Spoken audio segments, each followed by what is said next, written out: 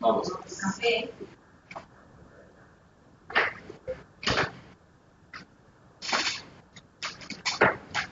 Este libro que ando acá, vamos a sacar, yo mañana me comprometo a sacar, voy a sacar unas copias de unos de los artículos que están escritos aquí, que son prominentes constitucionalistas, por lo menos unos 4, les voy a seleccionar de 4 a 5 para darle las copias, ¿verdad?, a ustedes, y que con ese material podamos hacer un trabajito, ¿no? Además de que probablemente el sábado, como mañana viernes, entonces para el sábado pudiéramos hacer la lectura de cada uno, más la lectura que hay de ustedes, algunas conclusiones quizá conversatorios sobre cada uno de ellos, están relacionados con los temas que vamos a introducir ahora. Entonces yo me comprometo para mañana, que les contaba a los compañeros que estaban aquí cuando llegué yo tarde, mañana tengo todo el día libre, no tengo nada que hacer, así que voy a preparar bien el tema de las actividades que van a hacer, la clase va a estar ya preparada, los materiales se los voy a traer aquí, les voy a poder mandar los correos, o sea, tiempo que no he tenido estos días anteriores y pido disculpas por eso.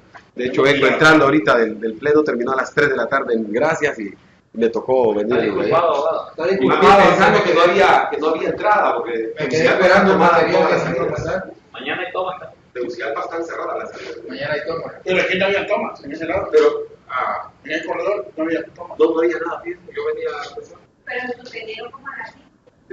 Yo salí en la madrugada, faltando 10 para las 5 allá, y me fui de esa hora pensando que iban a tomar la carretera. Pero bueno. Ok, entonces vamos a retomar. ¿Cuáles eran los conceptos que rescataron en el equipo suyo, por ejemplo? De los que hablamos ayer. Rescatamos sobre todo lo que era la tutela judicial. Ajá, claro. Sí. ¿Me puedo leer? Por favor, sí. Hicimos nosotros un... Perfecto. Más bien lo vamos a compartir entre todos porque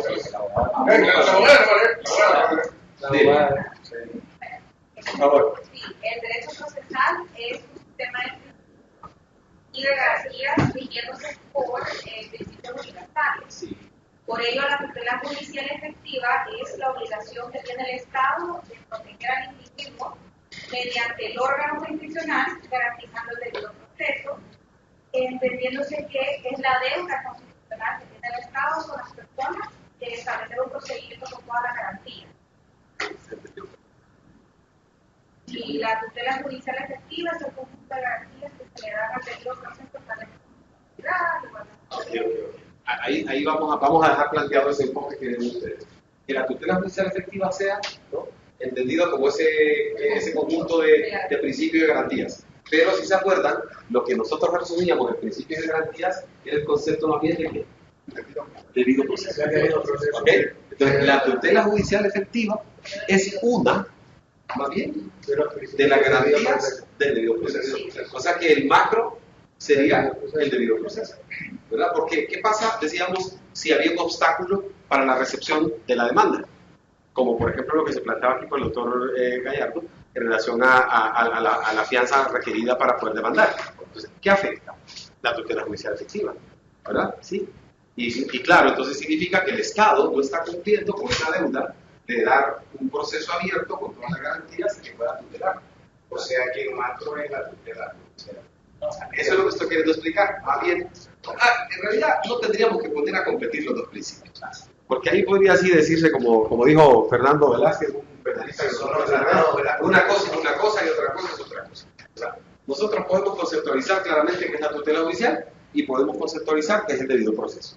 El debido proceso como un principio más bien subsidiario que resume todas las garantías, como el escritorio, ¿verdad? Y por eso nosotros ya vamos aprendiendo que en términos argumentativos no solo hacemos alegación por alegación de violación del debido proceso, sino que precisamos con argumentos cuál garantía, cuál principio es el que ha sido violentado. La tutela incluye, ayer dije 13, hoy le voy a agregar una más. ¿Cuáles son los elementos que caracterizan la tutela judicial? Primero, libre acceso a tribunales, ¿verdad? Es la garantía. La garantía de tutela se caracteriza por estos elementos. Número 1, libre acceso a tribunales. ¿Dónde tenemos esto nosotros? En la Constitución lo encontramos en el artículo 82, párrafo 2. ¿Ah?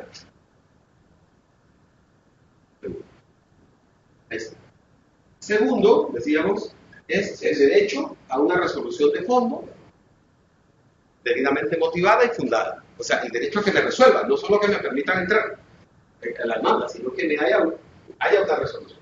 Entonces este sería el 2, sería el derecho a una resolución exactamente de fondo. ¿Qué características debería tener esta resolución? Debería ser motivada y fundada en derecho, congruente. Sí, ¿verdad? Motivada y fundada en derecho congruente. Ya vamos a ver eso de la congruencia, a propósito, no es un concepto que queda ahí volando, el derecho congruente. Entonces, esto de la congruencia tenía que ver como el análisis que hacía el doctor Oliva ayer. ¿Se acuerdan que planteábamos el tema del Código Procesal Civil? Dice que sí es posible, pero la Constitución o los convenios pueden decir que no, porque afecta una garantía. Esa correlación o congruencia que hay entre las normas según su jerarquía. O sea, usted puede tener un reglamento que diga lo que dice, pero si ese reglamento dice cosa contraria a la ley, ¿usted por qué se va a regir por el reglamento? Porque no es congruente. Si usted tiene una ley que es inconstitucional, puede ser que diga eso lo que dice la ley, pero si es inconstitucional, usted debe regirse por la norma de mayor jerarquía. Y debe haber congruencia. ¿Y qué es lo que se hace, por ejemplo, a través de los ejercicios de control constitucional? Lo que se procura, a través de los mecanismos de control constitucional, es generar esa congruencia en el sistema normativo interno de cualquier país. O sea que si nosotros fuésemos el Tribunal Constitucional o la Sala de lo Constitucional, dependiendo de cuál sea el modelo que tenga. Por ejemplo, Guatemala tiene un tribunal, nosotros no tenemos un tribunal, sino una sala, ¿verdad? Como Costa Rica tiene su sala, que es la sala cuarta, ¿verdad? Colombia tiene su tribunal, o sea, depende del estilo, ¿verdad? España tiene su propio tribunal. Si nosotros fuéramos jueces de justicia constitucional, cuando resolvemos un cuestionamiento que hay de la inconstitucionalidad posible, de un acto administrativo o de una norma, lo que pretendemos en ese ejercicio es generar congruencia en el sistema normativo. Efectivamente, esa decisión tomada por la alcaldía afecta a derechos fundamentales y no es congruente con la Constitución. Se suspenden los efectos del acto, se declara violado el derecho y queda sin efecto el acto reclamado, ¿verdad? Por ejemplo. O la norma, como se ha declarado, por ejemplo, la inconstitucionalidad de, para mencionar alguno que sea más popular, ¿verdad? Que no sea de tanta se declaró la inconstitucionalidad del desacato. Hay una sentencia dictada por la Sala Constitucional que dice que el delito de desacato debe desaparecer del Código Penal porque es inconstitucional. ¿Cuál es el análisis de la sentencia? Lo que dice es, mire, perseguir y condenar a alguien porque ofende a la autoridad implica limitarle la libertad de expresión. Porque la autoridad está expuesta a poder recibir ese tipo de reclamos, ¿verdad? Y a poder recibir, digamos, la vindicta pública o el análisis, ¿no? Ese escrutinio de la sociedad respecto de cómo se comporta. Entonces, no puede ser que la autoridad tenga doble protección, porque además como persona, si usted me insulta a mí gravemente, o me injuria o hace calumnias contra mí, yo tengo la opción de presentar una querella. Pero si soy autoridad, además de poder hacer eso, tengo otra protección, que es que lo acusan por desacato, por ofenderme a mí que soy autoridad. Entonces, ¿qué dijo la Sala Constitucional? Además, afecta el principio de igualdad. ¿Por qué? Porque estamos creando una casta privilegiada que tiene dos alternativas. Sancionamos a este sujeto porque lo ofende porque es autoridad y tiene además la posibilidad de querellarlo por la afectación al honor. ¿Ya? O sea, afecta la igualdad, afecta la libertad de expresión. Entonces, ¿qué es lo que está haciendo la Sala cuando dice que el desacato tiene que desaparecer? Procurando que haya congruencia en el propio sistema normativo a la luz de la Constitución. Entonces, por eso, esta palabra que dice aquí congruente no está de más, ¿verdad? Sino que el derecho que tenemos es a una resolución de fondo del asunto, motivada y fundada en derecho congruente. Por eso es que en términos constitucionales, que es el tema nuestro, la esencia, digamos, de nuestra plática, existe la posibilidad de que los jueces, civil o cualquier otra materia, puedan realizar lo que se llama un control difuso de constitucionalidad o de convencionalidad. ¿Qué es eso? Pero lo explico así sencillo para que este tema que sí vamos a ayudar a la el control de constitucionalidad. Pero básicamente hay dos tipos de control de constitucionalidad. Uno que se llama concentrado, ¿verdad? Y otro que es el justo, ¿verdad? Se llama sistemas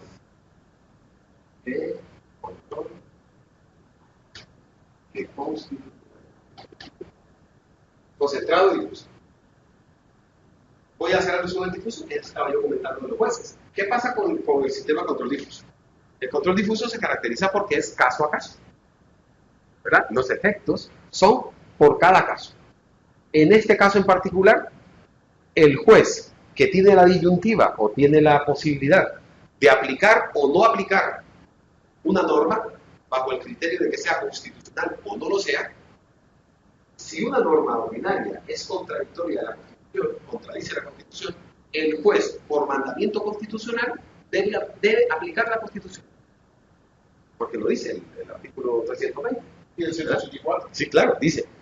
Ya voy. En el caso de que un juez, al juzgar un caso, una causa, para no utilizar la palabra, en el caso que un juez tenga que juzgar una causa, y se encuentra que hay una norma que está vigente, pero que es contraria a la Constitución, en el caso de conflicto, una norma ordinaria con la Constitución, prevalece la Constitución. El juez debería aplicar la Constitución. ¿Qué es lo que está haciendo con la norma que es contraria a la Constitución? No la aplica. Y como no la aplica, sino que se decanta por el contenido constitucional, lo que está haciendo el juez ahí es un control difuso de constitucionalidad. Pero el juez no deroga la norma, solo que en ese caso no la aplica. ¿Sí me entiende? Ahora, ¿cómo puede entonces tener efecto general? Solo a través de mecanismos del sistema concentrado. ¿Qué es lo que hace este juez? Dice, mire, a ver, hagamos el ejercicio con el 185. Pues si yo fuese el juez de letras, que voy a disponer de la prisión preventiva en algún caso. Si yo como juez, y de hecho creo que ha llegado a alguna iniciativa, lo que pasa es que la sala no lo había resuelto, pero algún juez, y aquí de Santo del Sula creo que fue, se abstuvo de imponer o disponer la medida del artículo 184 por la reforma y dispuso mandarlo a la sala constitucional para que la sala constitucional dijera si es constitucional o no antes de aplicarlo. ¿Verdad? O sea, pero eso es como teniendo la posibilidad de ejercicio difuso de control, lo que hace es que lo manda al sistema concentrado. Pero hagámosle eso. Yo soy el juez que voy a resolver en una audiencia inicial si aplico o no aplico el 184 reformado. ¿Verdad? Y a la luz de lo que dice la Constitución, de la presunción de inocencia, la garantía de libertad, ¿verdad? ¿Tal? Entonces, como juez digo, ¿sabe qué? Ese artículo 184 no es aplicable. La reforma del artículo 184 no es aplicable. Sí. Porque afecta una garantía fundamental como la presunción o el estado de inocencia. En consecuencia, y además el derecho a la libertad, y además la privación de libertad es la última opción, ¿verdad? Es la excepción. Por regla general, la persona debe ser tratada como persona inocente.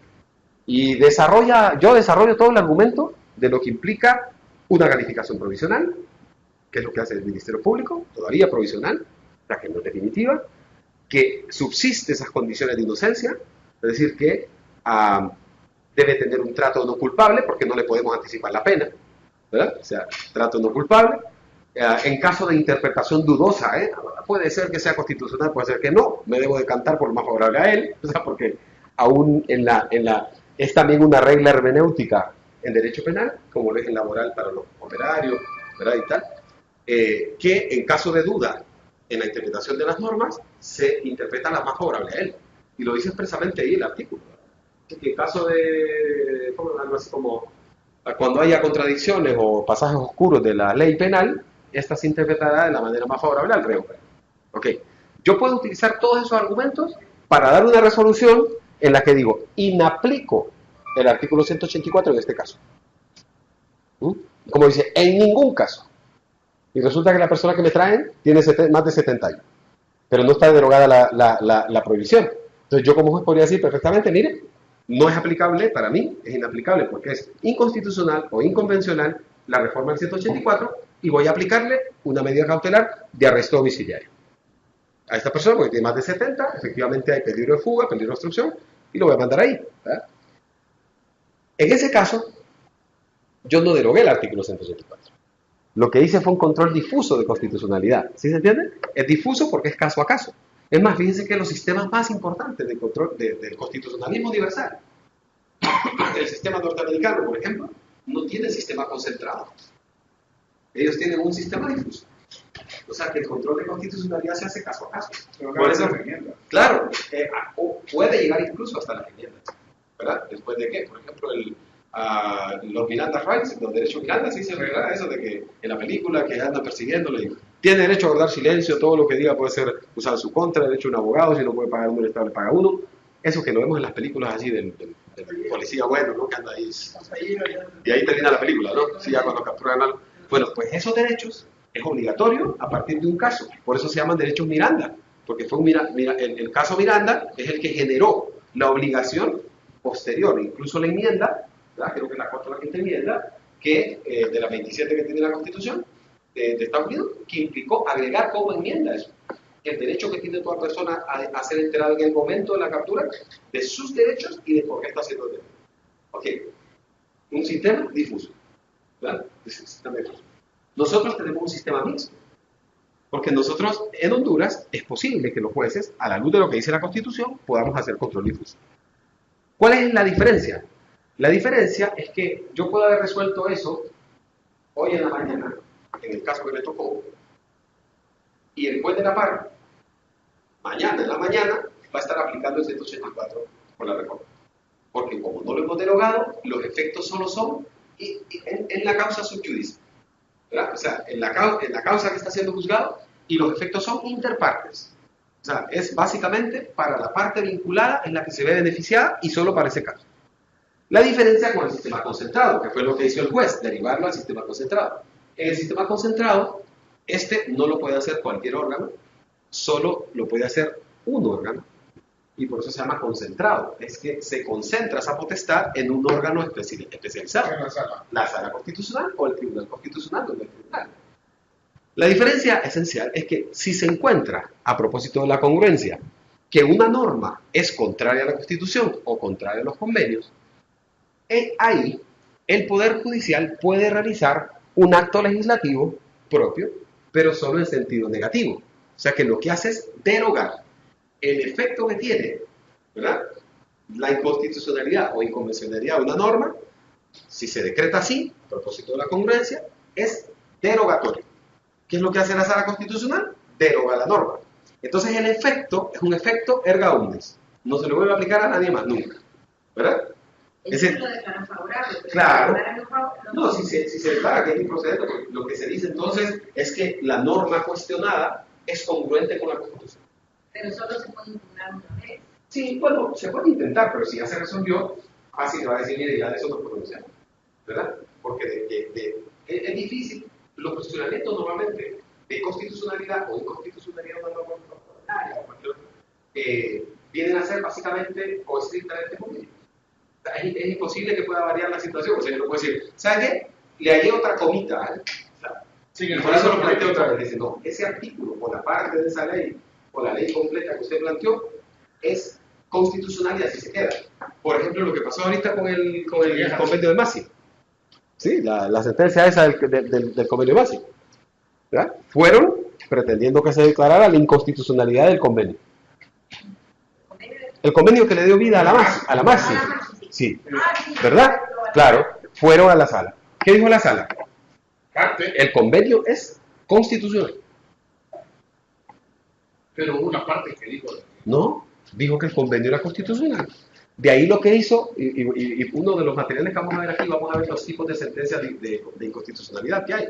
Porque pueden haber sentencias explicativas, aclarativas, o sea, que no son determinantes en la parte resolutiva, pero explican cosas. Y eso más o menos es el alcance de esa sentencia que dictó la sala. Hay alguna doctrina contemporánea en la justicia constitucional que utiliza sentencias de esa naturaleza. ¿Qué fue lo que hizo decir? Dice, mire, el convenio es constitucional, está bien. Pero bueno, las políticas o las decisiones administrativas que tome el Ministerio Público tiene que adecuarlas a lo que dice el convenio, lo que dice la Constitución y las demás leyes, ¿verdad? Cuestionando lo que pasó con UGESID, ¿verdad? Pero no puede derogar el acto de la creación de UGESID. ¿Por qué? Simple porque eso no se cuestiona por vía de inconstitucionalidad. ¿Me entiendes? O sea, yo no puedo, la Sala Constitucional no puede declarar inconstitucional un acto del fiscal general. Porque ese acto, en todo caso, si se cuestiona que no es constitucional, se puede atacar por vía de amparo, pero no por inconstitucionalidad, porque solo se puede declarar inconstitucionalidad de las leyes ordinarias y de los convenios, nada más. ¿Entiendes? Entonces, Por eso es que lo que hace es explicar en la sentencia. Pero, Caso de Callejas, sin entrar a la política, pero ¿cuál de todos? donde él pidió el aplicabilidad. El mismo caso que se juntó después de los otros señores diputados, 14 o 15 diputados, incluyendo a Ramos y los demás, se juntó y se dictó una sola sentencia. En ese caso sí, porque se declara la inconstitucionalidad del artículo 333 creo que del Código Penal, que sancionaba hablar de esa temática. Entonces, ese sí se declara inconstitucional. Pero claro, hay una disyuntiva, un terrible problema en los sistemas de control constitucional, que es la fácil. El planteamiento del problema es sencillo. Dice, ¿usted puede declarar inconstitucional la Constitución? O sea, ¿verdad? Es como que de una vez manda usted ese mensaje y entonces el que hace el control de constitucionalidad dice, yo no puedo declarar inconstitucional la Constitución, porque la Constitución es el parámetro que está sirviendo para decirse constitucional. Pero bueno, a la luz de... Entonces, ahí ubicamos lo que decíamos ahí en la pirámide kelseniana modificada, ¿verdad? Y dice, bueno, pero es que los convenios internacionales de derechos humanos sí están por encima de la Constitución. Entonces, ¿qué hacemos? Ya no es un cuestionamiento interconstitución, ¿verdad? Sino que es un cuestionamiento de la Constitución con convenios de derechos humanos. Y la sala lo que dijo, prevalecen los convenios. Entonces, son inaplicables tales artículos de la Constitución. Pero no los derogan, porque esa figura no existe, porque... Claro, exactamente, porque ese es originario. Entonces, el sistema de control constitucional no llega hasta ahí. Es decir, no puede, de la Constitución originaria, declarar la inconstitucionalidad de su propia ley, porque es ella misma la que sirve de parámetro, ¿verdad? Entonces, utilizaron, no sé, puede ser que fraudulentamente el concepto de inaplicabilidad, porque en definitiva, si usted deroga, ¿qué es lo que logra? Inaplicar. Y si inaplica, ¿qué es lo que hace? Derogar. O sea, realmente puede ser una cuestión de fraude, ¿verdad? Conceptual en materia de control de constitucionalidad, pero... Y el 239 porque ahora parece inaplicable. Por eso le digo, es lo que estamos discutiendo. Estamos hablando que solamente... Por eso le digo, porque una norma, si se deroga, es inaplicable, porque desaparece del ámbito, ¿verdad? Y de la existencia jurídica, del sistema jurídico. Una solicitud llevaba la derogación. Sí. Pero no se da. Y la otra, la de Callejas, era la inaplicabilidad de la Constitución. Sí. Era lo Sí. Uno por el derecho a la igualdad, decía, ¿no? Y el tema ese de ser tratado igual, porque se permitía que haya sido bien. No, correcto no sé, puede ser que sí. La sala constitucional dice que sí. Técnicamente hay un conflicto, es lo que le digo. ¿Por qué? Porque el sistema de control de constitucionalidad, a ver, asumamos, esta es la Constitución. Y yo, a través de esta óptica, ¿verdad? Es como si esto fuera la lupa, yo tengo que ver a través de ella todo a ver si esto encaja constitucionalmente. Pero usted no puede agarrar la propia lupa para ver la lupa, porque ese es el parámetro. Entonces, ¿cómo cuestiona usted que es inconstitucional la Constitución si ella... Entonces, esa es la primera idea que hay. Ok, perfecto. Pero entonces, ¿qué fue lo que pasó? Que el problema ya no se resolvió dentro de la Constitución, sino que lo que hizo es convenios. Entonces dijo la sala, los convenios internacionales de derechos humanos, y eso sí es coincidente en la doctrina de derechos fundamentales de derechos humanos, eso es totalmente admisible, que en materia de derechos fundamentales, los convenios están por encima de la Constitución, son supraconstitucionales. Y fíjense que es la propia Constitución la que abre esa puerta, porque nuestra Constitución, en el artículo creo que es el 263, ¿vean? ¿No? El artículo 63, creo que sube 200. No, es que el 18 parece que lo resuelve, pero a veces cuando estamos ahí en grado nos confunden con eso. Porque el 18 dice que en caso de conflicto entre una ley y los tratados prevalece el tratado, ¿cierto? Pero cuando la Constitución dice ley, no se refiere a ella. Las declaraciones de derechos No es ley ordinaria, obvio, porque cuando la Constitución se refiere a la Constitución, cuando el constituyente se refiere a la Constitución, dice esa ley, o la Constitución. Pero cada vez que dice ley, se refiere a las leyes secundarias. Entonces, el artículo 18 no resuelve el conflicto, porque eso solo resuelve el conflicto entre los tratados y la ley ordinaria, no con la Constitución. Ahora, el 63 me parece que es, Dice el reconocimiento o la enumeración de los derechos, libertades. Las declaraciones, derechos y garantías que enumera esta Constitución No se entenderá no serán entendidos como negación de otras otras. declaraciones. ¿Ve? Derechos y garantías no especificadas. Claro. ¿Qué es eso? 63. Entonces, esa es una norma, sí, anótenla por ahí, que esa es fundamental. Porque es la norma que permite, el artículo 63 de la Constitución, es la norma constitucional que permite que nosotros podamos invocar otros derechos, otras garantías o otras libertades que no están en la Constitución, como si fuesen constitucionales, y que estén o deriven del... ahí dice la forma de gobierno, la dignidad humana, ¿verdad? Y tal, pero se traduce en los convenios. Miren, ese es el ejercicio, ¿verdad? ¿Qué hace? El artículo 63 de la Constitución abre la puerta para que otros derechos u otros alcances más favorables sean aplicados por encima de ella. Por encima de ella. Miren que por ahí, el artículo 15 de la Constitución, por favor, alguien. Honduras hace sus principios prácticas del derecho internacional. Dice de la Constitución. Sí. Que Honduras hace sus principios prácticas del derecho internacional. Al respeto a la autodeterminación, a la no intervención, al afianzamiento de la paz y a la democracia. Sí. Es el sometimiento que tiene el Estado, por disposición del constituyente, a esos principios fundamentales del derecho internacional. ¿Y de dónde derivan las principales normas o instrumentos de protección de derechos humanos? Del derecho internacional, ¿verdad? Del derecho internacional. Miren los 4 que dejamos de tareita para conseguir, ¿verdad? Todos. Ahí tienen una historia cada uno de ellos, la Declaración Universal, después de la Segunda Guerra, los países se juntan. Allá en Nueva York, en el 66, en la época de la Guerra Fría, se juntan y toman decisiones para tener un instrumento que sea más determinante o vinculante para los Estados. Pues las declaraciones sí que eran manifestaciones de mera buena voluntad, pero ya los pactos son obligatorios, o sea que ya son vinculantes. Y ya por eso hay comités de Naciones Unidas para que se rinda cuenta sobre ellos. Y a los estados, ¿cómo creen que sancionan a los estados en el sistema universal? Poniéndolos en una lista.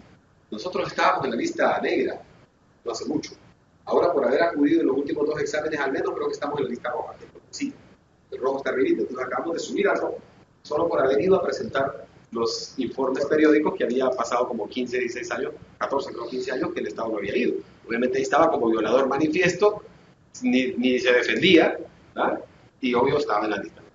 Y en el sistema interamericano sucede también, se crea a nivel de la OEA, ¿verdad?, la Convención Americana de Derechos Humanos, que es el instrumento más importante, que es con el que, de hecho, es tan importante para los hondureños la Convención Americana de Derechos Humanos, que se estrenó con nosotros. Y la Corte también. No, claro, se estrenó porque fue la primera sentencia que por la Corte Interamericana contra nosotros. Pero las sentencias que vienen de la ley internacional,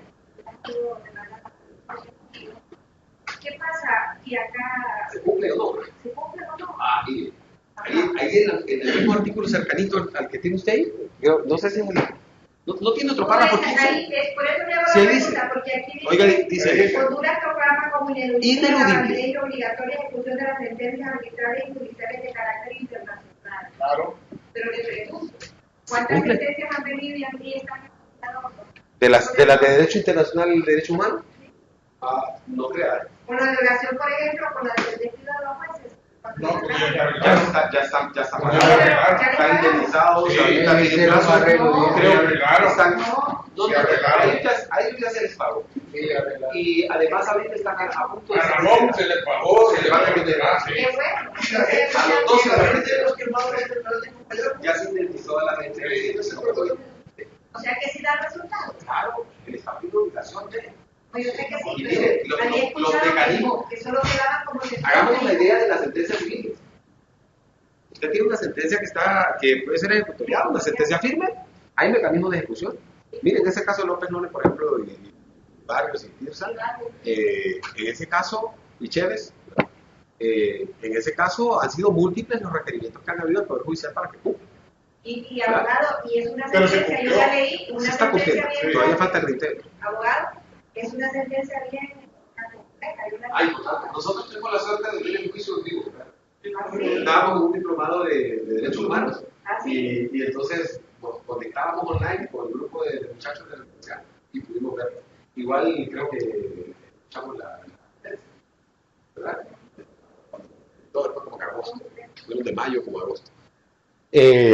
Bueno, entonces lo de las sentencias. ¿Sabe usted por qué también quise que trajera, y me alegra que lo haya traído, le agradezco, el tema ese de la sentencia? Porque en el control de constitucionalidad, el efecto de las sentencias que se dicten es causa un efecto integrador y de congruencia. A propósito de lo que estamos hablando. ¿Me entiendes? O sea, por eso nosotros, los abogados, en distintas materias, no podemos darnos el lujo de no leer las sentencias de inconstitucionalidad que se dicten por la sala. O sea, debemos conocerlas todas.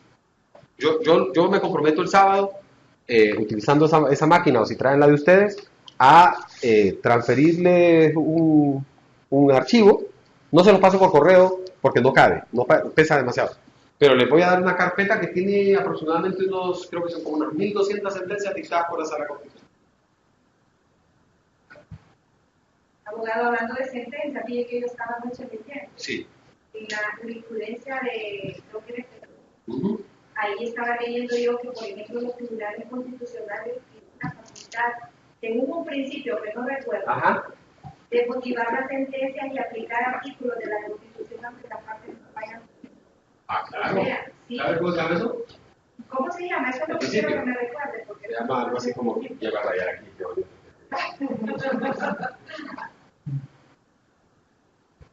El discurso es entre las partes. sí. Ajá. Eso, abuelo. El principio de no vicuria es que el juez conoce el derecho. Así es. Entonces, como el juez conoce el derecho, el juez no puede, y de hecho en materia civil, ¿verdad? Que se le vincula con la práctica de usted. El propio código dice que el juez puede, en la parte resolutiva, corregir los aspectos que sean de alegaciones de derecho. O sea, si usted tiene razón en la pretensión que trae y acreditó el juicio fáctico y tiene razón en la pretensión, aunque esté equivocado en el derecho alegado, el juez le puede dar la razón. Porque el juez conoce el derecho, él le puede corregir el problema suyo de derecho. Lo que no puede... no cae en imparcialidad. No quebranta la imparcialidad por este principio, porque hay un principio de presunción, la presunción de que los jueces conocemos el derecho. Así es. Por eso el derecho no se prueba. ¿Se ha fijado? Usted va a juicio, usted lo lleva. Propongo el capítulo primero del Código Procesal Civil. Ese no se propone como prueba. La Gaceta número tal de publicación del reglamento. En los objeto de debate es lo que se discute. El hecho. ¿Por qué? Porque el juez conoce el derecho no se prueba. ¿Vale? Cualquier medio probatorio encaminado a acreditar una cuestión jurídica es inadmisible, es impertinente, es inútil por el principio de iure no vicuria. Claro, puede hacer, como los jueces no lo sabemos todo, puede hacer que a la vuelta de que le diga, mire, le inadmito eso, no lo quiero como prueba, y cuando termina les digo, sácame una copia. No puede hacer que sí, tráeme una copia, porque no está obligado a sabérselo. Pero de por sí, por la presunción de iure no vicuria, no se prueba el derecho, solo los hechos. Aunque esté en una demanda y que esté llamando dentro de la demanda a principios internacionales. Esa es la única excepción que puede haber, pero para efecto de pericia. O sea, solo se permite pericia en asuntos jurídicos cuando se trate de la interpretación o aplicación de normas de carácter extranjero. O sea, normas extranjeras aplicables al país. O sea, eso es posible que se haga pericia.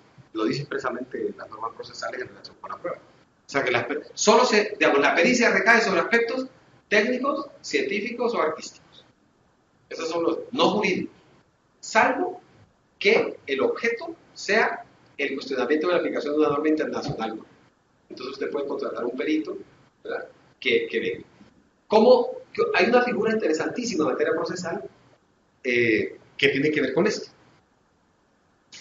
Seguro la han leído por ahí también. Ese se llama curia. Creo que así se escribe. Amicus curia.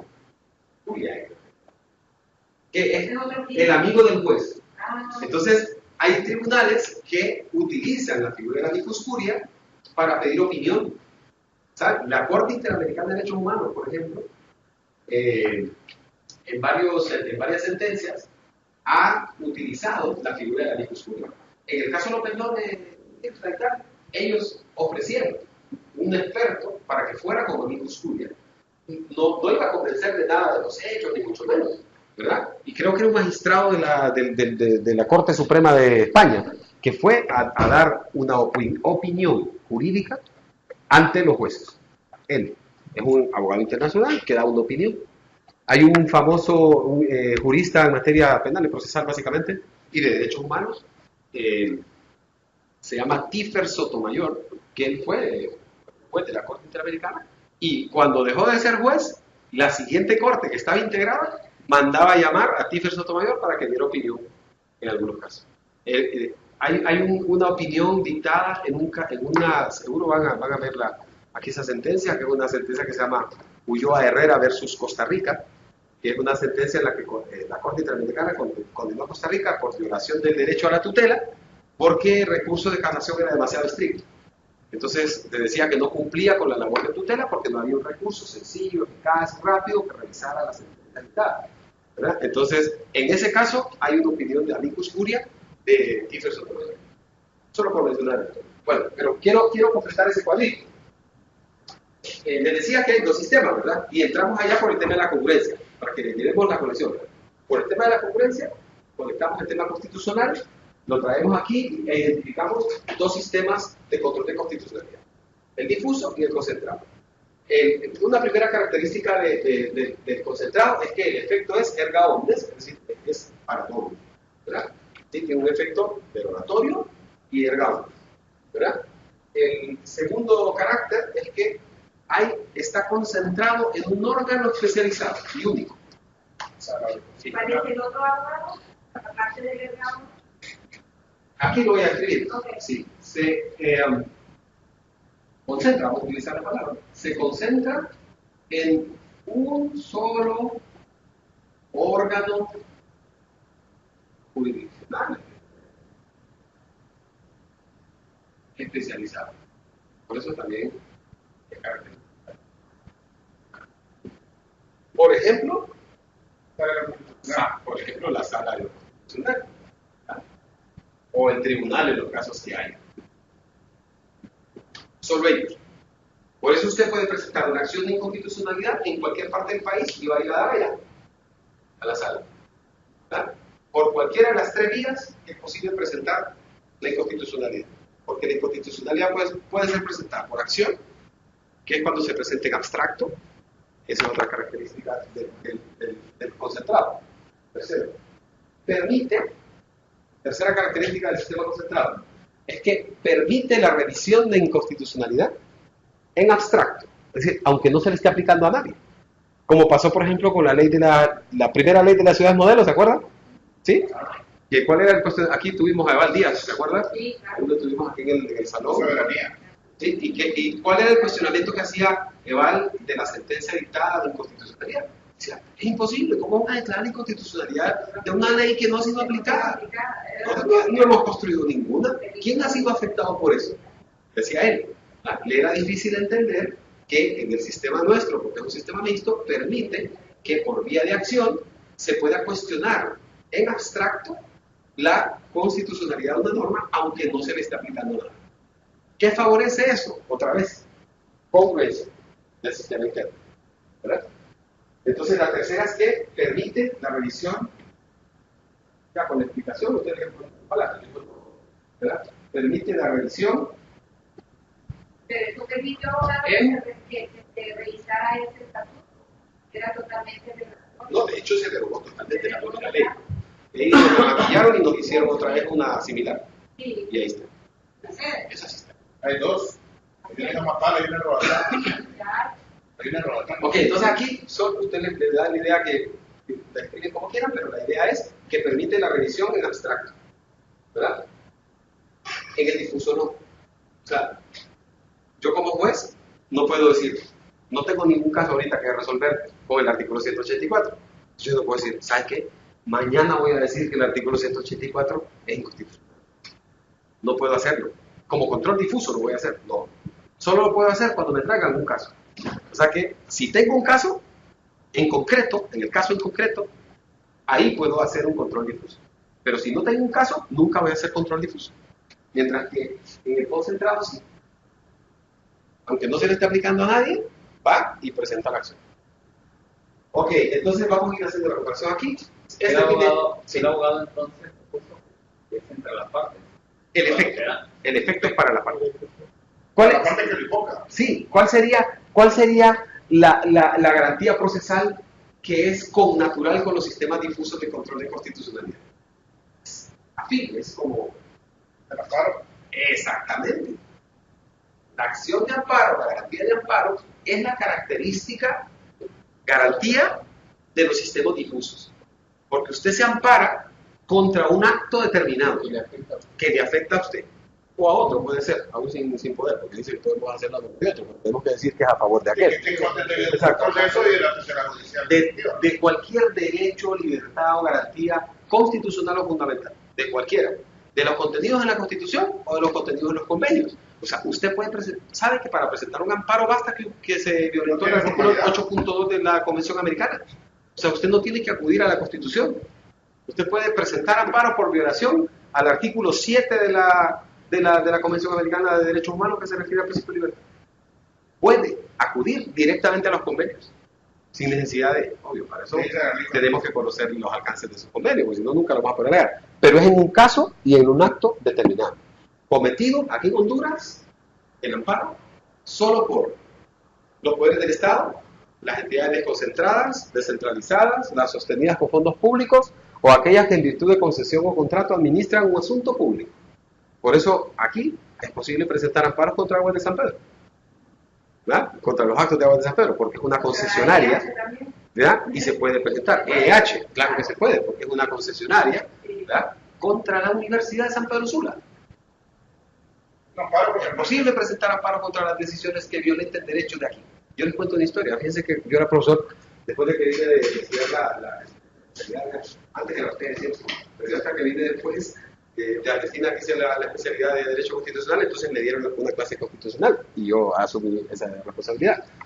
Y entonces una alumna que yo tenía estaba lista para hacer el que hacían los sábados, el curso de seminario, ¿verdad? Yo no sé la conocida. Y entonces la cipota, brillante estudiante y tal, y estaba lista para hacerlo, cumplía todos los requisitos. Pero ella era adventista. Entonces, de la puesta del sol del viernes al domingo, todo el sábado, no hacen nada. Entonces, ella llegó a mi aula y llegó con un planteamiento a la universidad, una nota para que yo se la revisara, con estos alcances. O sea, ella privilegiando sus derechos y sus libertades fundamentales, que no tenía ella por qué quebrantar su libertad de conciencia y su proyecto de vida frente a una norma académica que le afectaba en sus creencias. Y entonces lo que proponía es que le dieran otra alternativa. O sea, ella estaba dispuesta a hacerlo, pero en otra condición, no yendo los sábados, porque ella no hacía eso los sábados, ¿verdad? Y tenía muy claro, sí, pero ella tenía muy claro de que eso lo presentaba ante el Consejo de Administración, ¿verdad? De la empresa de la universidad, y que si le decían que no, ella estaba dispuesta, seguro, con un proyecto de amparo incluso, para presentar el amparo contra eso, porque era violatorio a una libertad fundamental. Te conozco un caso. Perdón, pero lo comentábamos, y se resolvió, ¿verdad, doctora? De hecho, nosotros que íbamos a ser profesores allá, tuvimos que ponerle tareas aparte y hacerle una constancia a ella, a cada profesor, para que se le certificara el curso. Bueno, eso habla de la diversidad. Claro. Lo resolvió. Claro. Abogados también saben que no respeten nuestras costumbres. Claro. Pero conozco un caso de la Corte Suprema. Ese caso es el hijo de un amigo de nosotros. Él estaba en la UNICA, Ceiba, y a él tiene un problema con los padres de la universidad y lo expulsan. Entonces viene él y quiere inscribirse en residente peligroso. Y le dicen, no, usted no puede ya no va a volver acá. No lo aceptamos. No lo aceptamos esta universidad. Es comunicado de la Universidad Católica. Presentó un amparo que la Corte Suprema ordenó, o sea, se lo fue lugar y ordenó que lo tuvieran. Bueno, lo que quiero decir entonces, ya con estos ejemplos lo que queda, es que el amparo es la garantía constitucional más afín con los sistemas difusos. Abogado, también tuvimos un caso en la universidad, no sé si se acuerdan, de un jovencito que era trans. Sí. Me apareció siendo que venía vestido y le Claro. preguntó a la abogada Sí. si podía venir Me acuerdo que vestido se llamaba... Javier. No, yo le conocía el otro nombre.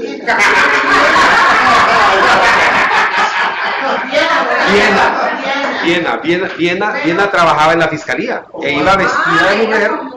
Sí, iba vestida de mujer a trabajar en la fiscalía. Ahora maneja, o sea, abogado, ahora maneja una ONG. Sí, trabaja en una ONG. Sí, es cierto. Aquí hubo que respetarle. Yo, a veces uno, por todos los prejuicios, hasta es un poco incómodo porque si tenía que pasar a la pizarra, yo no es como que... que conteste la compañerita de atrás. O sea, es como, porque no estamos tan afín con eso, ¿verdad? Pero cuando ellos lo reclaman, o ellas lo reclaman, no hay manera de cerrarles las puertas. Porque como son derechos fundamentales, eso... Bueno, ya terminó viniendo con... No, después venía con... A la fiscalía sí llegaba. Y brillante, ¿eh? Ya defendió el caso de un doctor que... Exacto. Sí. A mí me tocó al revés. No lo Y digo, una vez me puse a pelear con unos nenitos por Ajá. Una vez me puse a pelear es abogada y doctora. por un partido de fútbol. Empecé a pelear con unos nenitos por Facebook, ¿no? Que, o sea, negrito mata. Bueno, poco yo, negrito mata. O sea, dieron la verga porque había perdido. Mata fue Jamaica contra Honduras. Abogado, ese caso mío, o sea, vinieron los nenitos en Roatán, o sea, hicieron marchas en Roatán por eso, porque era el que yo estaba discriminando. Es decir, yo le pongo cuando estamos en la contestación, pero y como que te diga, sí, a mí me dicen indio, yo soy indio. Y como que te diga, son negros y que presentaron la denuncia en el Ministerio Público. O sea, yo como soy abogado penalista, salí corriendo para Tegucigalpa para arreglar el problema y arreglé con los nenitos.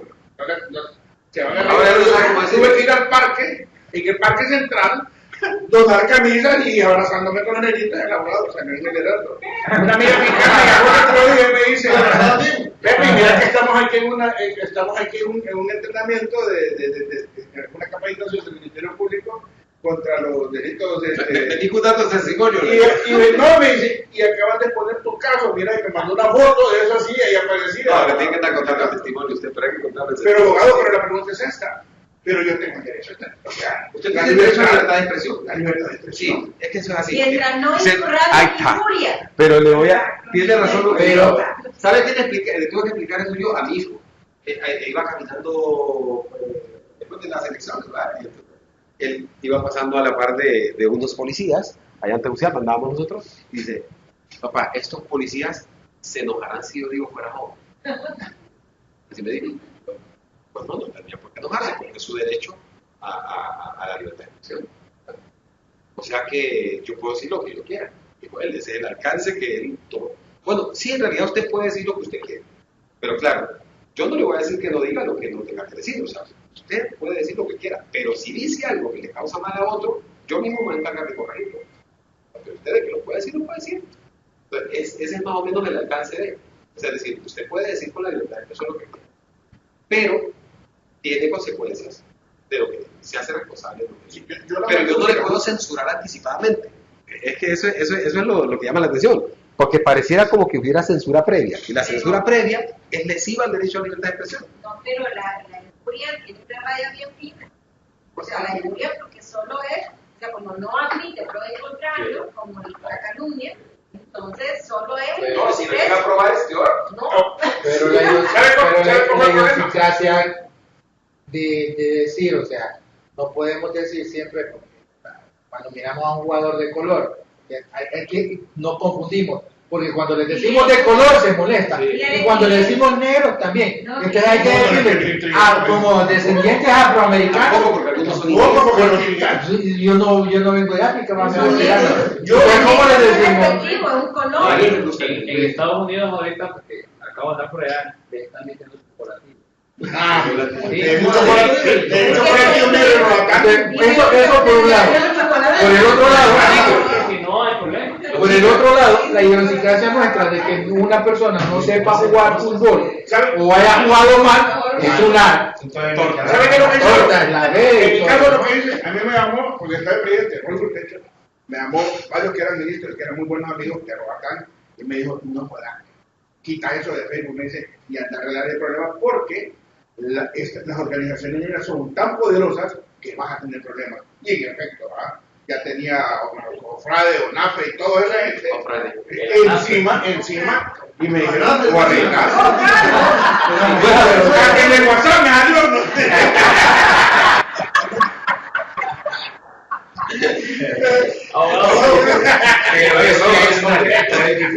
Vamos allá primero. Hay como, es un tema de discusión física en el grupo, que tiene el abogado Carlos Pone en el Facebook, de estudio de personas de notario. Sí. Y un día abordamos un tema que un muchacho en Tela, al alcalde, lo trató de ladrón, ningún salió un video, se trató de ladrón.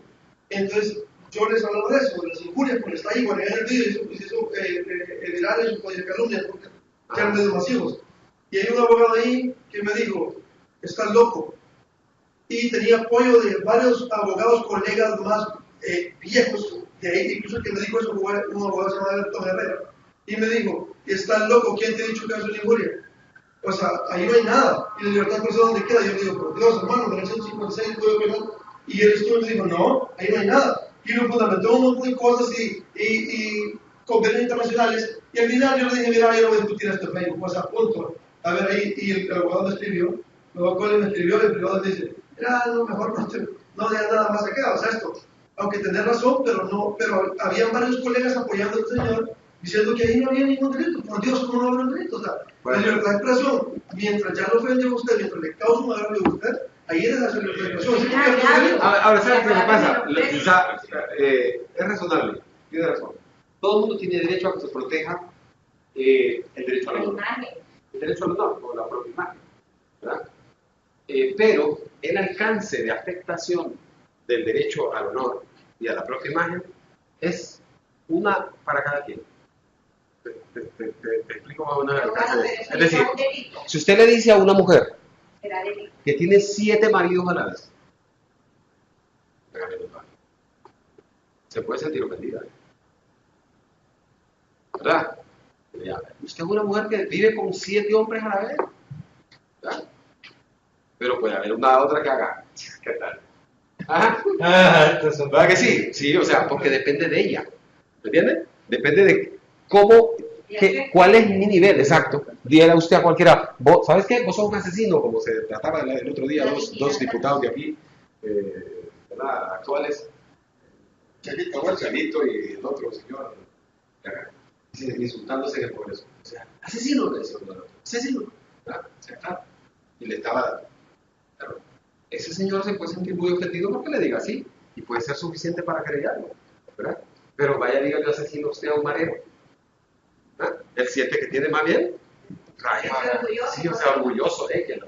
Entonces, claro, eso es lo que hace como relativo, digamos, que uno pueda definir que una manifestación por sí es injuriosa, calumniosa, ¿sí? Porque depende de la persona. Claro, ¿sí? Pero ahí está más que claro con el respeto que el abogado de Everton se merece, que lo conozco también, decirle a una persona que es ladrón. Claro. Sí, sí, la primera. Nadie se va a sentir orgulloso, mucho más que funcionario público, de que le digan eso. Claro, yo estoy totalmente de acuerdo. Estoy de acuerdo. Ok, regresémonos. El difuso tiene efecto solo entre a favor de la persona entre partes. De la parte que lo Claro. Sí, Ajá. de la parte que le invoca. Sí, Porque una parte que le invoca, no la parte. sí, realmente es así, es como interparte, digamos.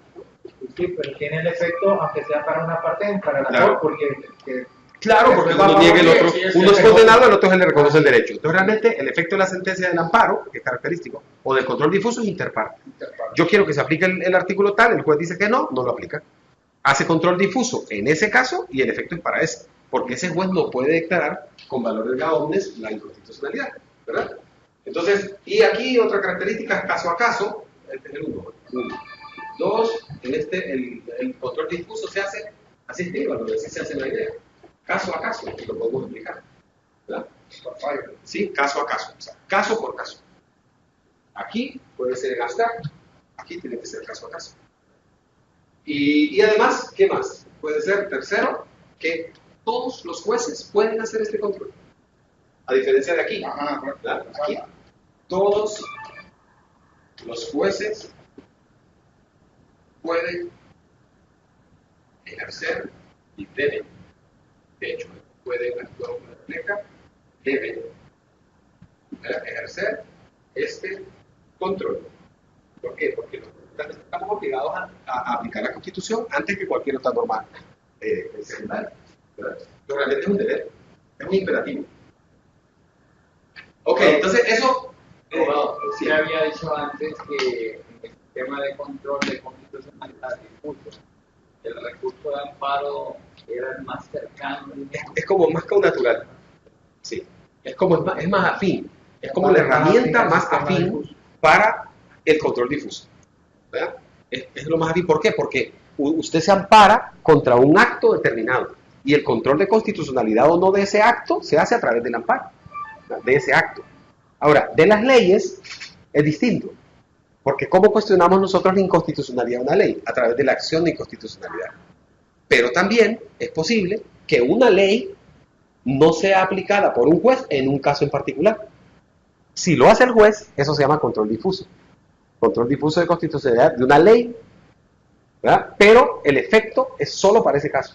No tiene efecto erga omnes. Mientras que si se hace por la herramienta de inconstitucionalidad, sí, porque eso va a la sala constitucional y la sala va a decir si es constitucional o no. Si no es constitucional, la deroga y no se aplica nunca más a nadie. ¿Verdad? Mientras que en el otro es siempre choque entre ley y constitución, pero el juez lo hace caso a caso, difuso. Pero el efecto es solo interpartes. Uno es como para decía. la práctica y otro general. Exactamente. Si la Sí. Entonces, nosotros podríamos llegar a concluir que en Honduras tenemos un sistema mixto. ¿Verdad?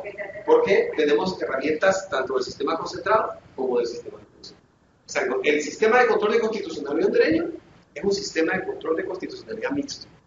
Porque permite tanto garantías concentradas como la inconstitucionalidad, como difuso a través del control que dice la Constitución. La mayoría de jueces aquí, por control de salud, por sentirse bien, se va para el concentrado. Sí, puede ser. No, además, puede ser más responsable.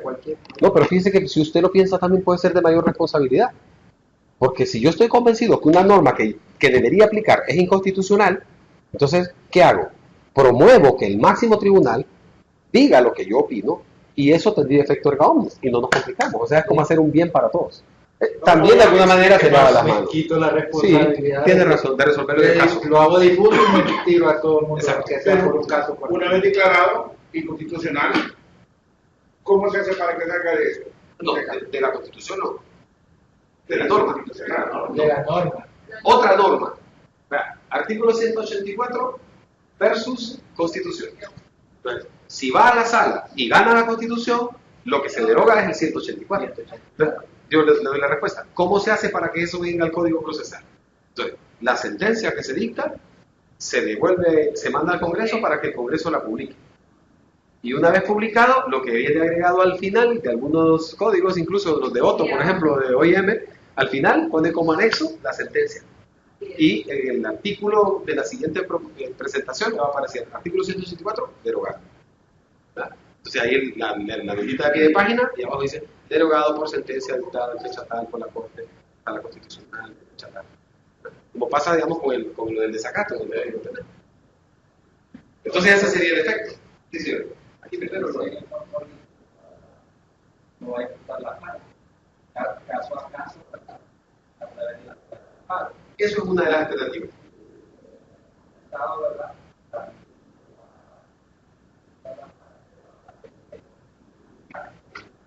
Que va a la sala para regular. Por ejemplo, no circula. Ah, eso, fue vía amparo. Porque es un acto de carácter general. A ver, pero Estaba en abstracto. ok, no se había puesto en vigencia, anticipadamente, pero ya estaba. Y se permite que esos actos futuros, o sea, permitir que haya certeza, se puedan también imputar por vida.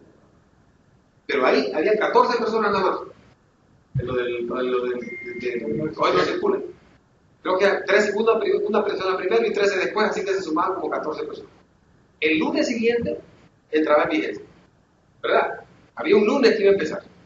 Y resulta que al admitirse el amparo, al ampararse a estos 14, esos 14 eran los únicos que podían circular, aunque dijera él porque son los únicos amparados. Es decir, si solo es, estoy dando el ejemplo, después vamos a ver qué fue lo que pasó, porque después lo que pasó es que si la Corte había otorgado 14 amparos, había amparado a 14 personas y había 400.000 carros, lo que iba a ocurrir es que eso iba a ocurrir respecto de todos los 400.000, porque ya se había dicho que eso podría ser lesivo a la libertad de circulación y a la disposición de su patrimonio. Entonces, como la Corte dijera eso, lo que hicieron las autoridades administrativas que estaban impulsando eso es no lo pongamos. Yo todavía tengo un carro ahí que tiene la etiqueta, no me tocaba circular bien. Entonces, sí, y nunca se puso en vigencia a funcionar, porque se entendió que la Corte Suprema había hecho ese control de constitucionalidad, aunque no se hiciera por vía concentrada. ¿Sabe cómo? Eso es algo que en el sistema norteamericano se conoce como acción de clase. Class action. Las class actions son esas, ¿verdad? Son esas, aquellas que resuelven un caso y en base a estos casos se dan los parámetros para que, y se dice ahí, esto constituye una acción de clase. Todo el que acredite que esté en esta condición tiene la misma resolución. ¿Ven? Como lo que pasó, por ejemplo, con unos consumidores de tabaco, ¿se acuerdan? Una sentencia que condenaron a una empresa para una indemnización. Usted solo tenía que llegar a probar que estaba enfermo y que era consumidor de ese paquete, de esa marca de cigarrillo, y ya tenía derecho a la indemnización. O lo que pasó en el sistema argentino, en Argentina por el caso Corralito. ¿Se acuerdan del caso Corralito? ¿No les suena? El caso Corralito es una decisión del gobierno, ¿verdad?, de nacionalizar, exacto, nacionalizaron los fondos que estaban en los bancos privados. Es como que ya para mañana se le ocurriera a Orlando, estamos en liquidez. Entonces todos los bancos, el dinero que tienen los bancos, todos nosotros, ese dinero pasa al Estado y se lo vamos a devolver en polvo. Entonces, claro, eso generó terribles inconvenientes. Una gran deuda. No es la idea. Sí, claro. Entonces, no, pero vamos a decir la solución. Entonces, ¿qué fue lo que pasó? Obvio, por vía de amparos, porque ellos no tienen sistema concentrado, los argentinos tampoco. Entonces, fueron presentando amparos. Habían, creo que eran, no sé, en los primeros meses que se había presentado 250.000 amparos. O sea, como para que se hagan la idea, 250.000 amparos sobre la misma situación. Entonces, era imposible, claro, que se hicieran 250.000 sentencias si estábamos hablando de la misma situación. Entonces, ¿qué fue lo que hizo? Hacer una resolución de clase, con un sistema de tratamiento de class action. Todos estos, este es un sistema de acción de clase, todos tienen la misma característica, bajo las mismas condiciones. El que acredite, esta situación y el que el Estado tiene que decidir. En Roatán sucedió algo, no sé si el amigo me puede apoyar o estoy equivocado. La municipalidad vino y dio una ordenanza municipal que todos los negocios de bares, restaurantes y todo lo cerraran así hasta ahora. Eso era nacional. No, en Roatán. Antes de que hubiera esto, la prohibición de los domingos. Exactamente. Y vino un negocio, uno de Roatán, y presentó una amparo. Y le dio un amparo, y era el único negocio que podía estar abierto. Todos los demás estaban cerrados. Esa es la mejor explicación de cómo es que la sentencia que se dicte en el amparo es solo para la persona que está parada. La salud se llama. Sí, solo, o sea, ya cuando cerraban todo el mundo. Puedo borrarlo, ¿verdad? Sí, porque hay un temita que le trajo el compañero que es necesario que lo veamos.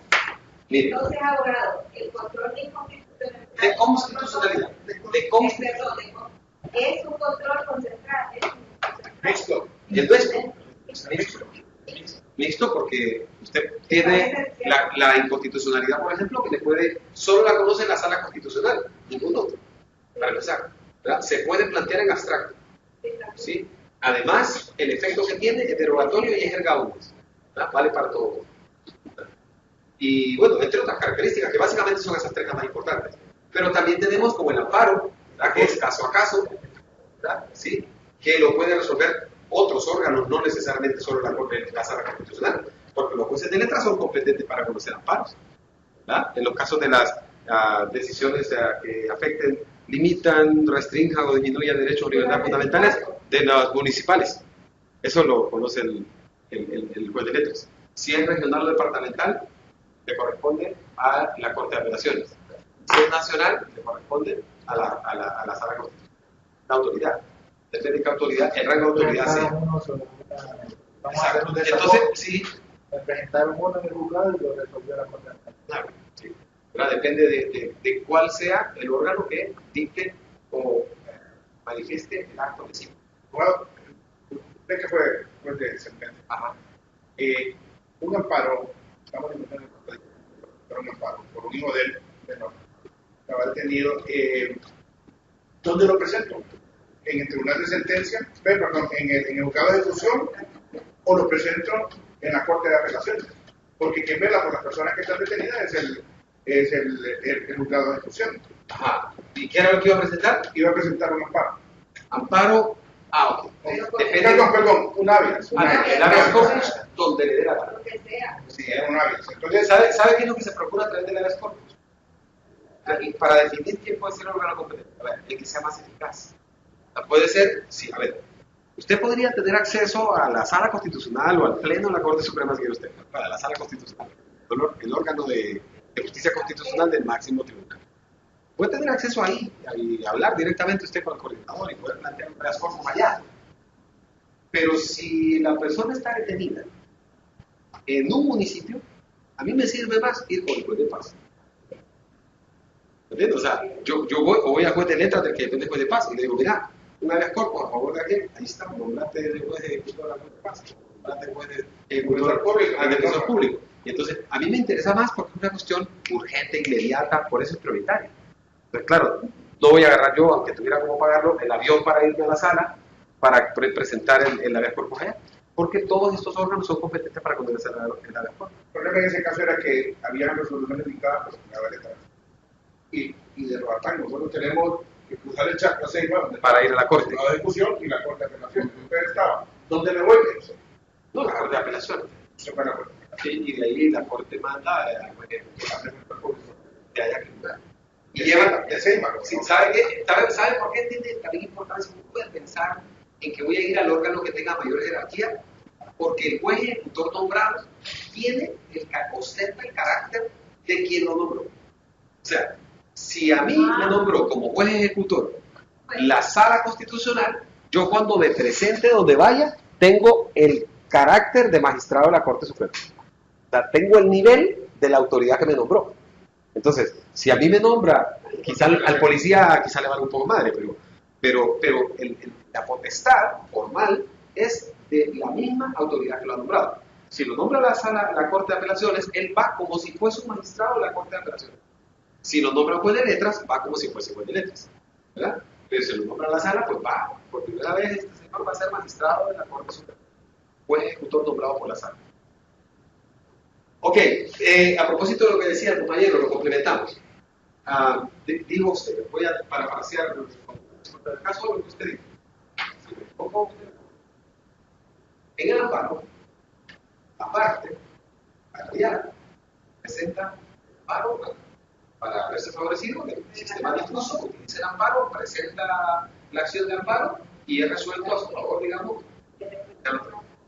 En el concentrado, va ante la sala constitucional y aquella resuelve, en el caso que resuelva, con efecto general, ¿verdad? Eso fue más o menos lo que planteé. Entonces, ahí es necesario afinar esto.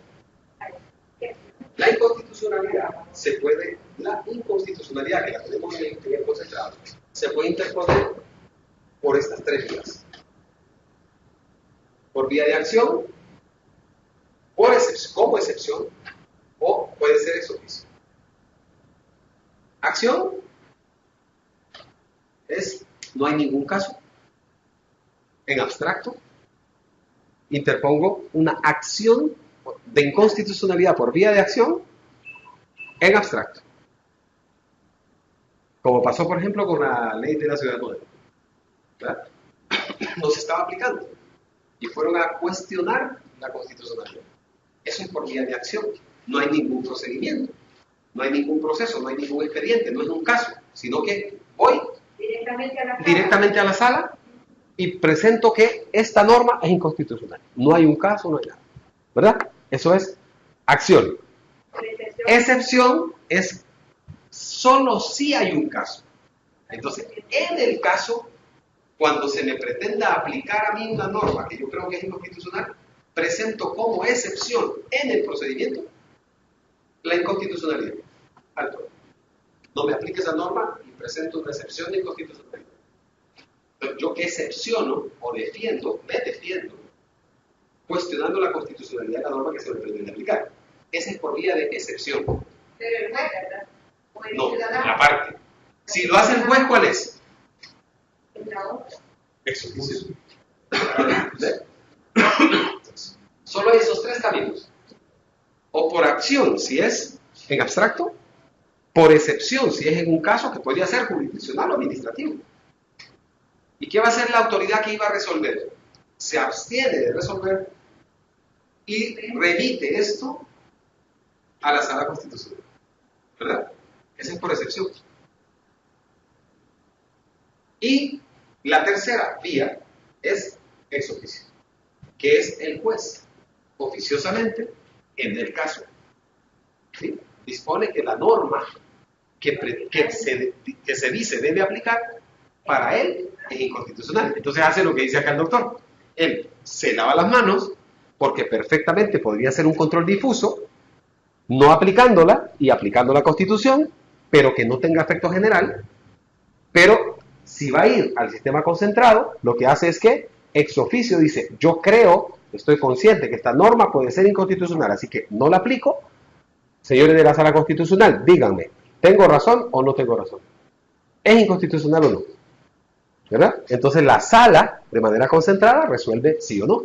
Si le dice que es inconstitucional, él ya no la aplica en ese caso, ni se aplicará en ningún otro. Si la sala le dice que es constitucional, tiene obligación de aplicarla. ¿Verdad? Pero lo hace, la vía para llegar al control es ex oficio, si la hace el juez. Excepción, si la hace la parte en un caso en particular, jurisdiccional o administrativo. Y vía de acción es en abstracto. No hay caso ni el juez. ¿Va? O sea que la generalidad de eso es que el juez, siempre solicita al concentrado ese término de sí, el juez. De hecho, le decía yo al compañero. Nunca él se involucra, sino que siempre. Parece más responsable. Mejor pide la opinión. Sí, puede ser. Pues no crea. Hay algunas veces que los jueces nos comprometemos a decir cosas como dejar de aplicar un artículo o interpretar un artículo de tal manera, de una manera más favorable, por considerar que así como está, es inconstitucional. Realmente, yo conozco algunos casos. A ver, le digo por ejemplo uno. Yo podría decir, que el artículo 252, creo que es del Código 352 del Código Procesal Penal, dice que el recurso de reposición se resolverá en las 24 horas después de interpuesto. Se puede interponer en el acto de la notificación o por escrito separado en las 24 horas siguientes. Al día siguiente hábil, realmente dice no 24 horas, al día siguiente hábil. Si se presenta, inmediatamente después dice, deberá ser resuelto dentro de las 24 horas siguientes. Y no dice que se deberá trasladar a la otra parte. O sea que usted me presenta el recurso a mí, ¿verdad? Y yo como juez debo resolver con lo que usted me diga. Y la otra parte nunca ha sido oída. Entonces nosotros en el tribunal de sentencia, ¿qué hacíamos? Interpretábamos que ese artículo, así como estaba, era inconstitucional. Porque no permitía a la otra parte opinar sobre el recurso de reposición. Entonces a propósito resolvíamos una audiencia para que el otro opinara sobre el recurso. Entonces, una audiencia especial para resolver el recurso de reposición, cuando lo presentaba por escrito. Hay un escrito de reposición, entonces, vengan por favor los dos. Llegaban a la audiencia y decían, por favor, presente usted los argumentos de su recurso. Bueno, yo ya lo presenté. No, sí está admitido el tiempo, pero presente usted los argumentos. Y nos daba, ¿qué dice usted de este recurso? Al otro. Pues yo opinaba a los dos y ahí resolvíamos. Era una manera de decir, aunque nunca declaramos, no podemos declarar inconstitucional el 352, pero nosotros hacíamos una interpretación pro homine, pro acción, constitucional, y decíamos que ese artículo es decir, debería ser reformado. ¿Pero qué hacíamos? Control difuso. Porque otro hubiera sido, si no hubiéramos acomodado esta vía, ¿qué era? Abstenerse, mandarlo a la sala constitucional y esperar que la sala dijera si era constitucional. ¿Verdad? O sea que hay algunas ocasiones. Pero claro, puede ser más cómodo para el juez mandarlo. ¿No sería eso suplir una regla? Sí, es alguna, pero constitucional, ¿eh? El análisis y argumento es constitucional. Y claro, lo que hace es eso, suplir. Ahora sería abstracto entonces el siguiente ejemplo, que el 184 del Código Procesal Penal, en el párrafo cuarto, el cual fue derogado y desapareció el párrafo cuarto donde dice que una persona solo puede ser beneficiada con una medida, no solo con el activo. Ahora, En el caso de que se le trate otro procesamiento, por favor, el fiscal debe procesar la transmisión preventiva en los dos procesos. Sin embargo, el 93 de la Constitución de la República dice: aún con auto de prisión, ninguna persona puede ser llevada a la cárcel ni detenida si otorga causa suficiente de conformidad con la ley. Entonces, se deroga en este caso que abstracto. Sería abstracto si tú no tienes un caso. No hay un caso. No, pero ¿por qué no había caso? O sea, No, claro, está bien. Entonces vas y directamente a la sala. Entonces, ¿sabe qué, señores de la sala? Ese artículo es inconstitucional, porque se contrapone a esto y a esto y a esto. Pero no hay un caso en particular, como fue el caso. En ese caso sería, ahora, pero más de abstracto sería por vía de acción. sí, ¿Está bien? Por vía de acción. Tiene razón, eso es por vía de acción. Ahora, si a mí me hubieran pretendido aplicar eso y esa alegación yo la hubiera hecho en el proceso, eso se llama excepción. no, de hecho, dice abogado que de hecho en Santa Rosa de Copán, llevé un caso de lujuria de un maestro con la niña. Y el siguiente día fuimos a cámara de Gesell y me dice el profesor, ¿dónde se le quedó usted ahí? Necesario no es, pero vaya, porque yo conseguí una medida para él, con precaución. Pero vaya para que vean que está colaborando con el proceso y así poder conseguir yo en la inicial la medida para usted. Saliendo de cámara de Gesell, me lo vuelven a agarrar por denuncia de otra niña.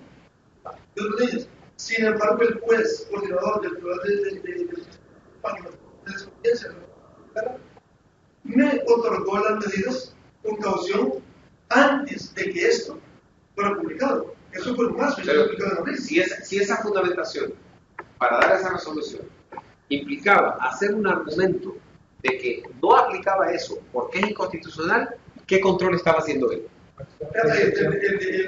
Difuso.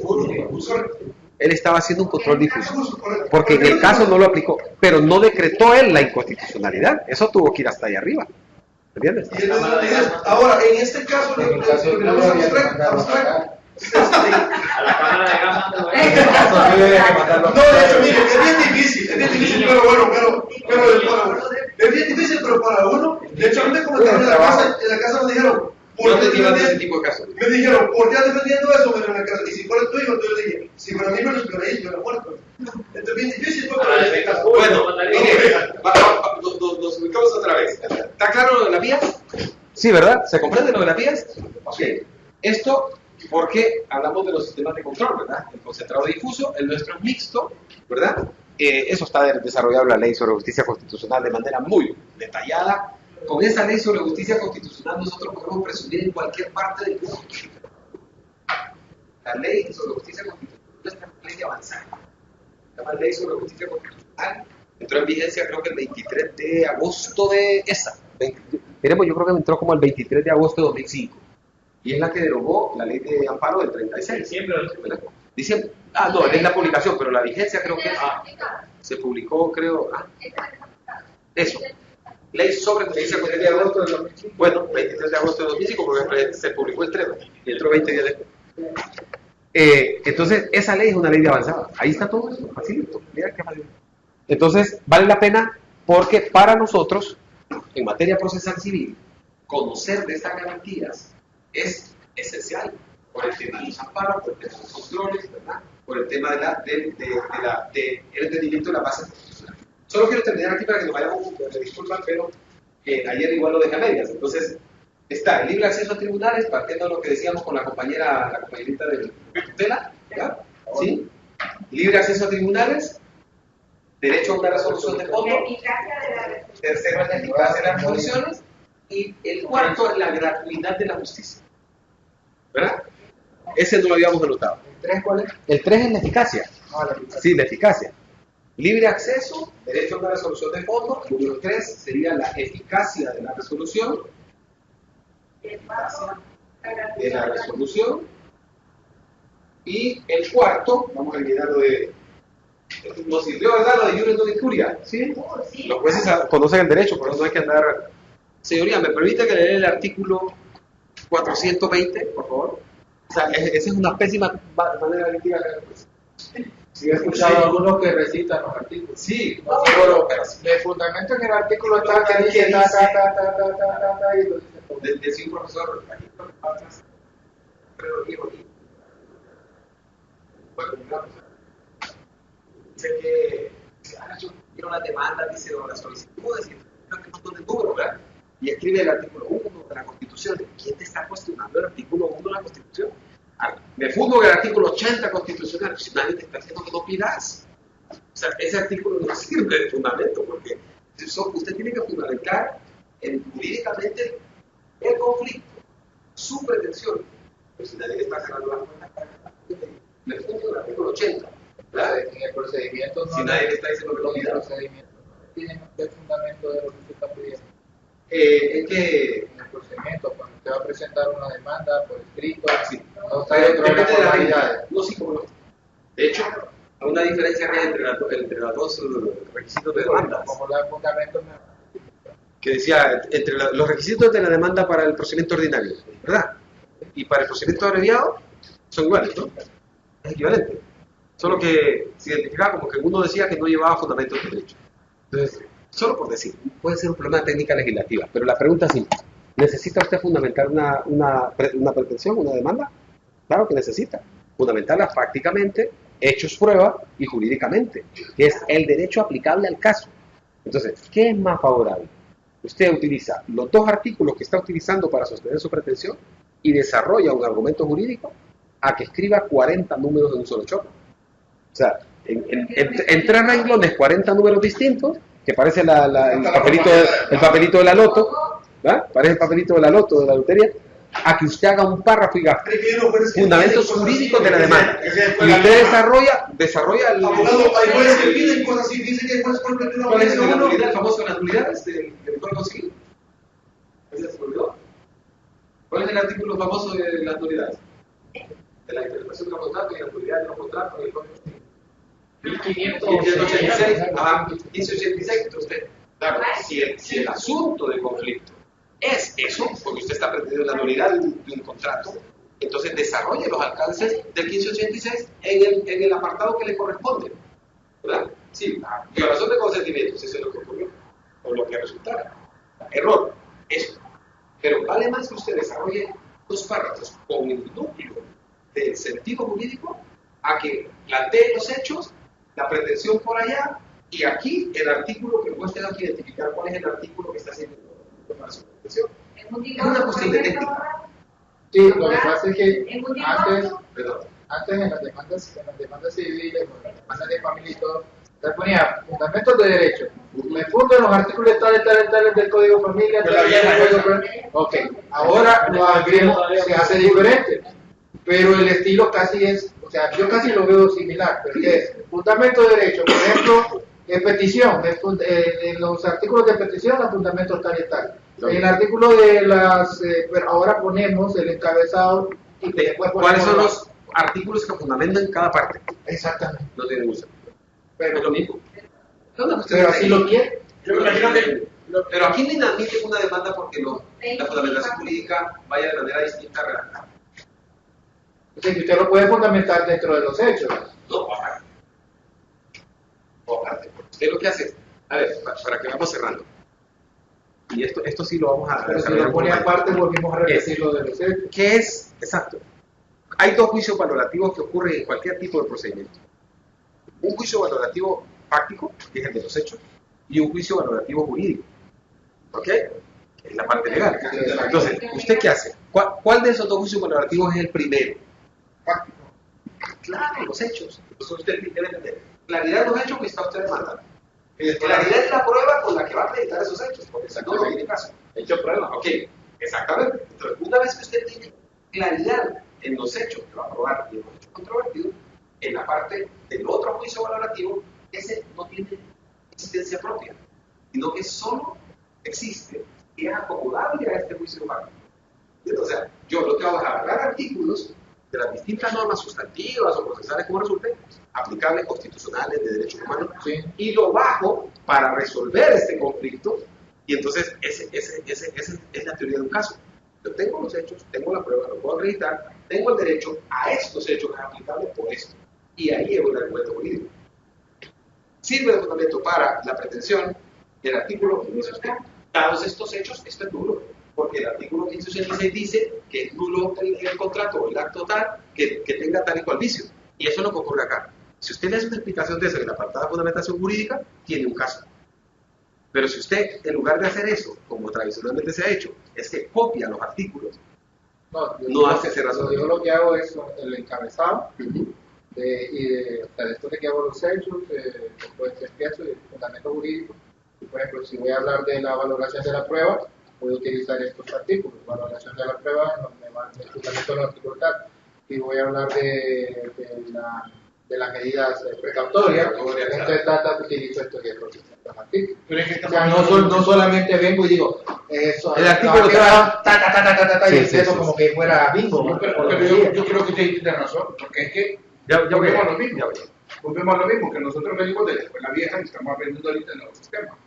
El nuevo procedimiento. Entonces, en la escuela vieja nos venía, primero poníamos la Constitución, después el Código de Procedimientos Comunes y después poníamos los artículos del Código Civil. Con los hipotes de la universidad ya que están en grado. Yo doy clases de práctica procesal civil allá.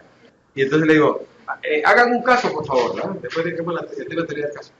Entonces traen una demanda. Y cuando hacen la demanda, esa demanda, ¿tiene todos los requisitos? Sí, ok, vamos a ver.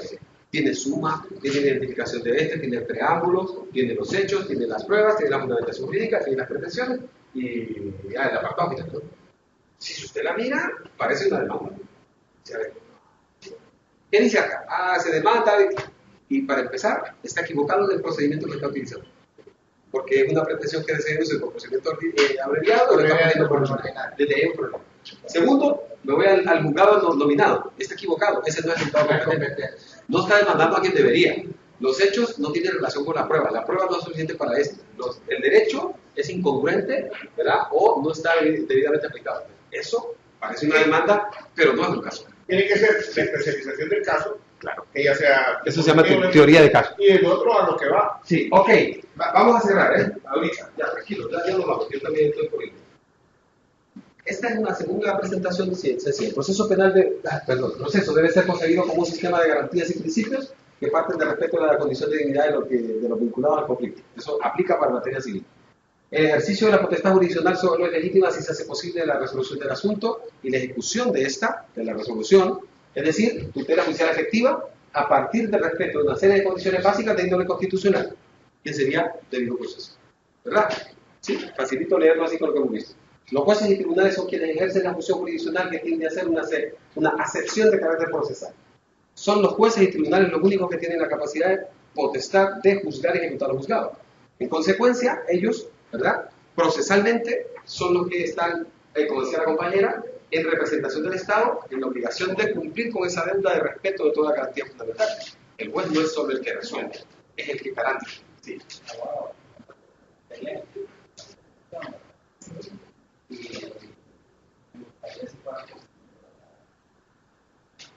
Algunos ejemplos. Está. Ya tenemos un ejemplo. Sí. Sí, yo se los puedo pormenorizar, se los puedo pormenorizar en un documento y se los puedo mandar al correo. Sí. Es más, como vamos a ver, yo le voy a traer sentencias, ahí vamos a poder ver. Está bien, y solo quiero terminar acá. La potestad jurisdiccional es de origen constitucional. Una sola preguntita para que nos vayamos y vamos razonando porque es una tarjeta que le voy a dejar. ¿Verdad que los jueces tenemos la obligación de motivar las resoluciones? Sí. ¿Sí? ¿Por qué? ¿Por qué los jueces motivan las resoluciones? ¿O deben motivarlas? ¿Ah? ¿Por qué? ¿Ah?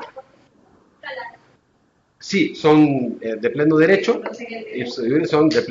resultan nulas, sino, de hecho la sanción está en el Código Procesal, tanto en uno como en otro.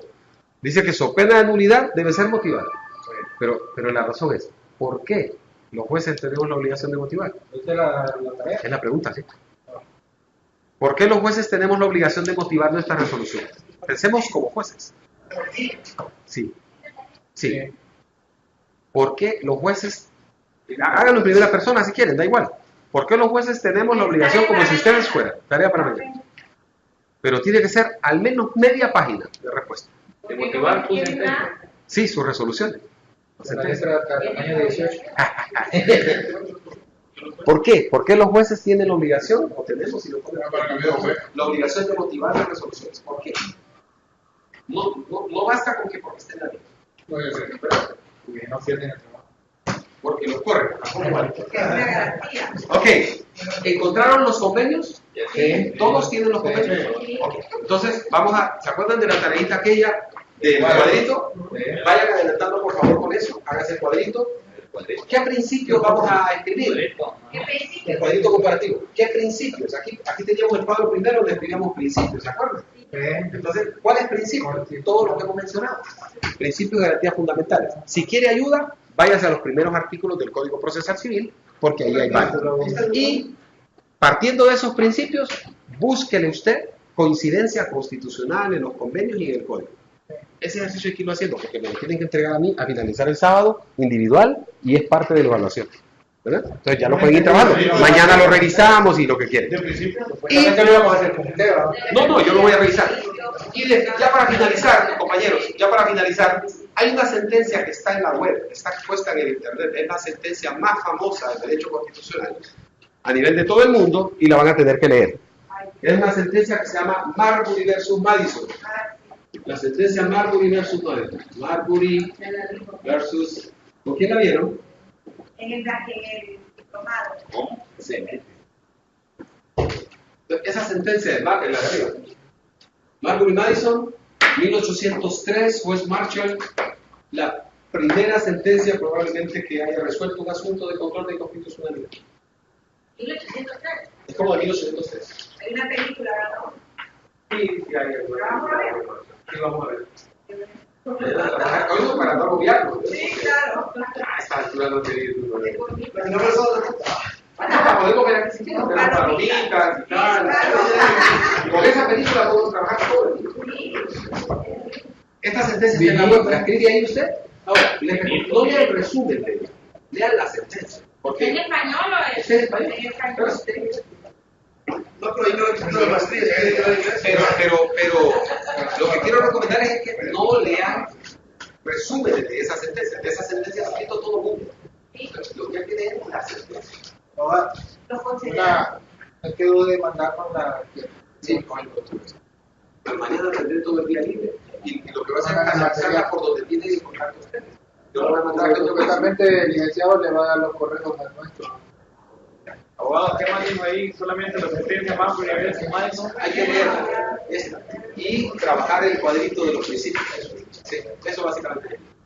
Con el resumen que le prestó ahora, y ahí vamos trabajando nosotros en cuadritos de una vez. Excelente. Con el resumen, o sea, prácticamente el resumen ahora Era trabajar también. Sí, estaba claro. enfocado realmente en el cuadrito. Excelente. Para resolver el tema de conflictos de